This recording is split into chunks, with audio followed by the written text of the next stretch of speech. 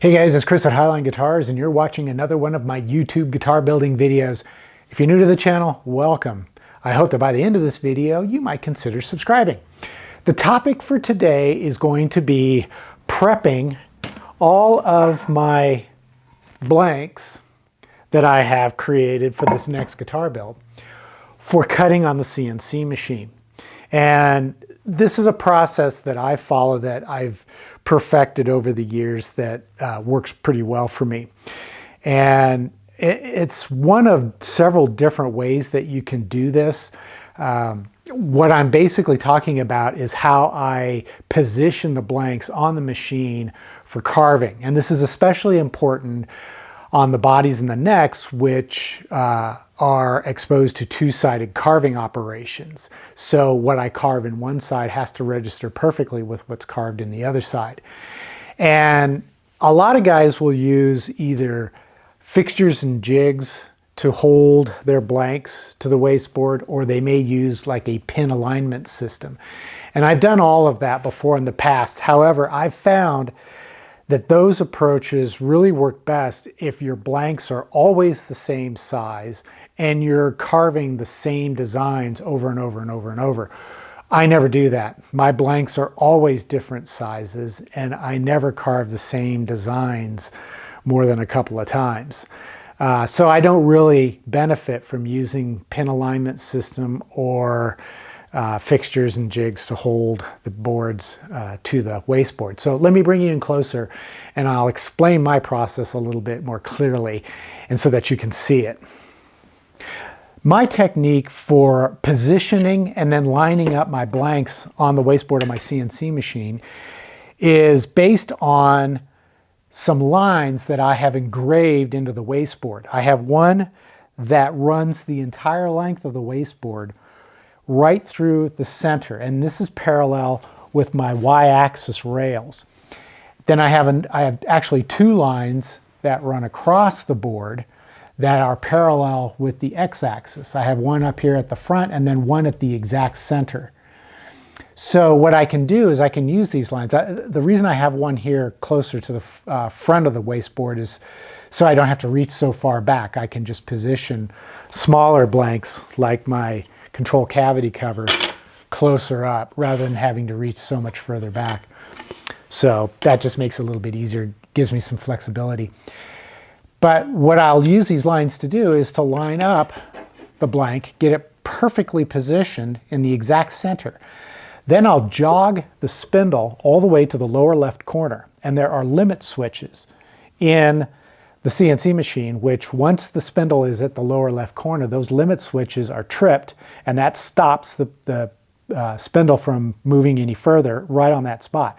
At that point, the controller now knows the exact position of the spindle relative to the rest of the workspace. So from there, I can jog it over halfway and then jog it halfway back, and that puts it over the exact center of the blank that I'm going to carve. And I can either call that my home position, or I can jog it to wherever the lower left corner of my blank would be, and then call that the home position. From there I can carve. Now the advantage of doing this is that I'm not locked into a specific size blank. For example, this is my fretboard. My fretboards are typically 3.5 inches wide and 22 inches long. But this particular blank, in order to make the most of the wood that I bought, is 3 inches wide and it's only 21 inches long. However, I've already set up my files for the 3.5 inch wide, 22 inch long board. But that doesn't matter because I'll center it here. And then when I've got the bit perfectly over the center, I can then jog it forward 11 inches and then over 1 3/4 inches. And that's going to put the tip of the bit just off the blank, but I can still carve that fretboard without having to modify the file. Same is true with my neck blank. I set it up to be 5 inches wide, 40 inches in length, 1 3/4 inches thick. But if my blank was slightly less in those dimensions, it wouldn't matter because I'm keying off that center point on the wasteboard. and then positioning the tip of the bit on the XYZ home position where it would be if the blank was the correct size. So I hope that makes sense, but it gives me some flexibility. Now, in order for this positioning technique to work, I have to mark the center lines on all my blanks. And this is really important with the body blank and the neck blank, because I'm going to be carving into both sides. So I'll carve one side, then flip it over and carve in the other side. So my center lines have to be very precisely positioned. If they're off just slightly, then the cutting I do on one side isn't going to register with the cutting that I do on the other side. Now with the fretboard, that's not an issue because I'm only going to be carving into one side. So the first thing I have to do is decide which side I want to carve the fretboard into. And I think I'll make it this side here. So then all I have to do now is measure and mark the center lines. And I'll start by measuring the exact center, and this is about 3 inches wide. So I'll put a tick mark here, and then I'll do the same thing down here. Now, I always measure from the same edge when I do this, just because it doesn't guarantee absolute perfection, but it is certainly more likely. And then I'll just draw a line between those two tick marks.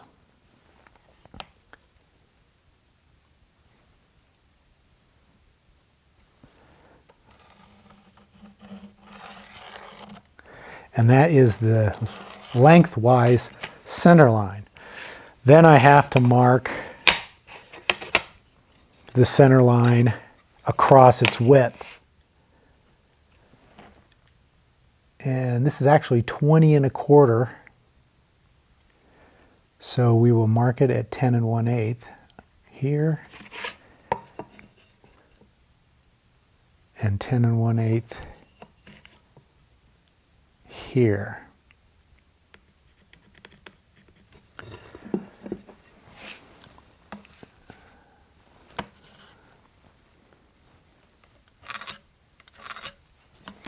So now I have the center lines, and what I'll do is I will place this onto the wasteboard so that this line going across is lined up with the center line that runs parallel to the x-axis, and that this line is running directly on the line that is engraved that's parallel to the y-axis, and then that will place it perfectly in position. And then I will jog the spindle right over that center point from the lower left corner, and then I can move it halfway the length of the fretboard towards the front, and then halfway over its width to the corner, and that's going to position the bit right over the XYZ start position. I'll show more of that in the next episode when I actually start carving. But when it comes to doing like the body or the neck, I have to measure and mark that center line on both sides, so that once I'm finished carving one side, I can flip it over, register it again, and carve it on the other side. So what I will do is I will begin by measuring the width of the board, which is 7 inches wide, so 3.5 inches along here. And then the same thing at this end, 3.5 inches. And then I will draw a solid line.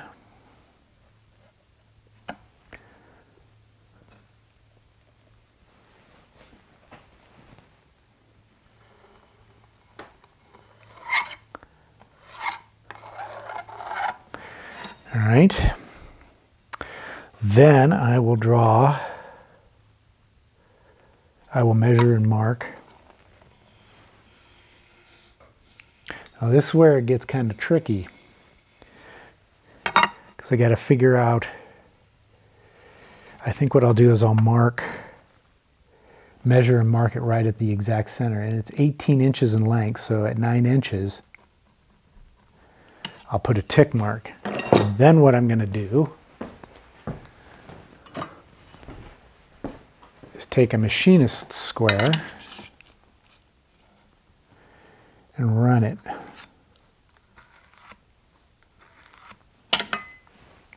Now, because of the shape of this, what I really should do is trim off this board, which I think I might do. Because what I need to do next is extend those lines down the sides and then around the other side. And it's kind of hard to do that when this strip is there. So, but what I can do in the meantime is I'll go ahead and mark these lines.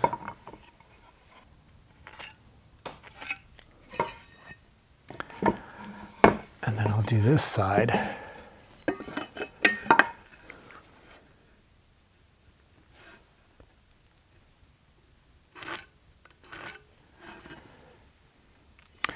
And then, as you can see, this is how I will extend it around the other side.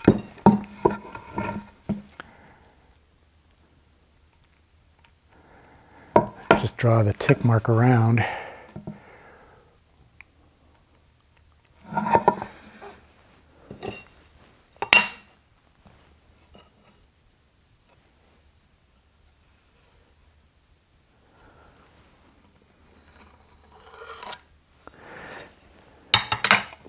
Now I'm going to go over to the table saw and cut off this strip here so that I have access to that line going down.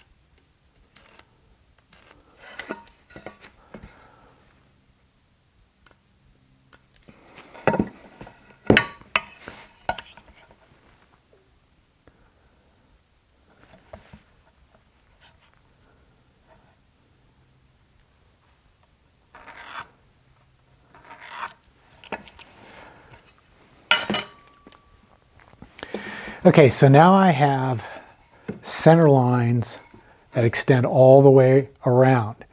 And these are precisely located so that I can position the blank correctly on the CNC machine. And I'll do the same thing with the other half, as well as the neck.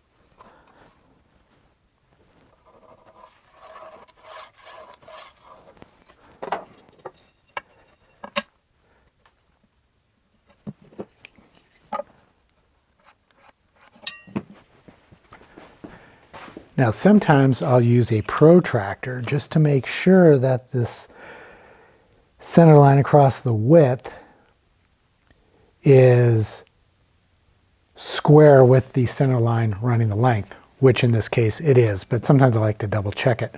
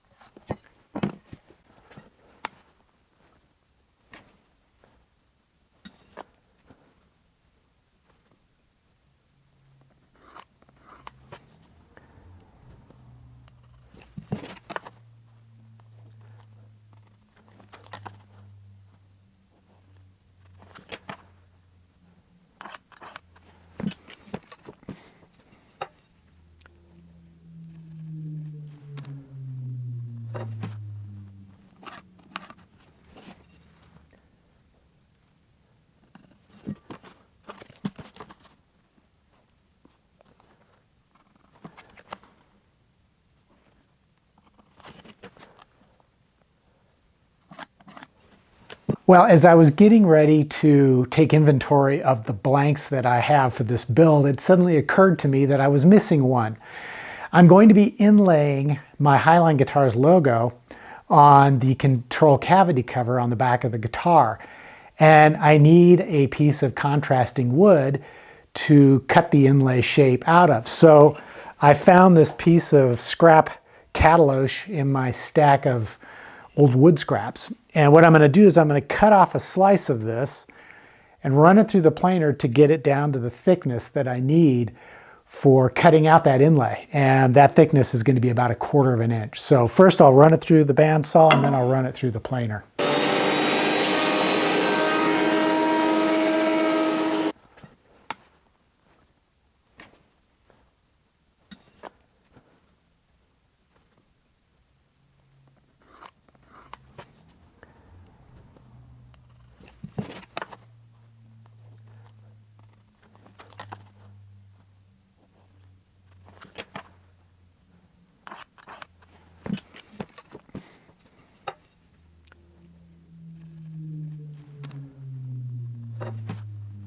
All right, well, I've got all the blanks marked and ready for the next step in the process of building this guitar, which is going to be to cut out all the parts on my CNC machine. So this is going to be really interesting because there's a lot of different kinds of wood that I'm using here. I've got flame maple for the control cavity. I've got cataloche for the logo that's going to be inlaid on the control cavity. And for the headstock, I've got this thin piece of black poison wood. Then I've got Padauk for the fretboard, Eastern Rock maple for the neck and the neck through tenon portion, some more black poison wood for the tops of the body, and then the back of the body is African mahogany. So lots of foreign and domestic exotic woods that are going to be used in this guitar. Now what I plan to do is I'll start cutting these parts in next Friday's episode. So hopefully I can get it all cut in that episode. I may have to split it up over a couple of episodes, but I'm going to try to edit it down so that it all fits into one. But I want to also provide the bits, the feeds, the speeds, all that good stuff. That's the info that folks want to hear when I'm doing my CNC work. They want to know what the specs are when I'm cutting this. So that's kind of what the plan is going to be. So in the meantime, though, as always, I hope you got something out of this video. I hope you found it interesting, maybe a little bit informative. And as a result, will consider giving me a thumbs up for the video. And if you're new to the channel, I hope that you'll consider subscribing because it's free and you're going to learn a lot watching my videos. But more than that, you're going to learn a lot reading the comments from those of the people out there who watch the videos and like to give their thoughts and ideas on the process of building guitars. So until the next episode, as always, take care, stay safe, and I hope you'll be back.